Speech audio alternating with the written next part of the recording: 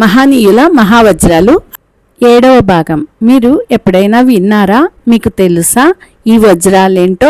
భగవద్గీతలోని వజ్రాలు, కొందరు మహానుభావులు చెప్పిన వజ్రాలు, నాకు తెలిసినవి కొన్ని ఈరోజు మీతో షేర్ చేసుకుంటున్నాను. అందరికీ నమస్కారం అండి. మొదటి వజ్రం.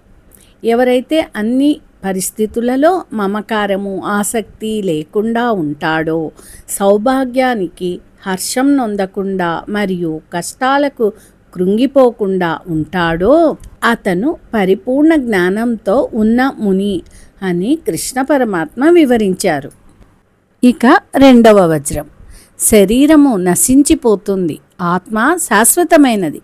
నశ్వరమైన శరీరాన్ని సుఖపెట్టడం కోసం ధర్మాన్ని విడిచి ప్రవర్తించకు, ఆత్మద్రోహానికి పాల్పడకు. ఇది భగవద్గీతలోని వజ్రం. ఇక 3వ వజ్రం. మనిషికి సాయం చేసి చెప్పుకోకు, మనస్సుకి గాయం చేసి తప్పుకోకు. ఇది బుద్ధుడు సూచించిన వజ్రం. ఇక 4వ వజ్రం. డబ్బులను నీ చెమట నీళ్లతో సంపాదించు, ఇతరుల కన్నీళ్లతో కాదు. ఇది బుద్ధ ప్రబోధం. ఇది గౌతమ బుద్ధుడు బోధించిన వజ్రం. ఇక 5వ వజ్రం. నువ్వు చెప్పింది నమ్మడం మాత్రమే కాదు, నీ గురించి ఎవడు ఏమి చెప్పినా నమ్మకుండా ఉండేవాడే నీ నిజమైన స్నేహితుడు. వాడే అసలైన స్నేహితుడు, వాడే భగవంతుడు, వాడే పరమాత్మ. మనము వారిలా భగవంతుడిలా పరమాత్మలా జీవించాలనుకుంటే ధ్యానమే శరణ్యం.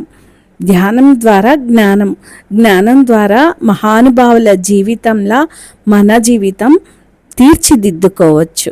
మహాగురువులు వీరంతా వేదాలు, ఉపనిషత్తులు, పురాణాలు, ఇతిహాసాలు చదివి మనకు ఎన్నో వివరించి చెప్పారు. వారు ఎన్నో ఆచరించి మనకు వివరించారు. అందుకే వారు ఆచార్యులయ్యారన్నమాట.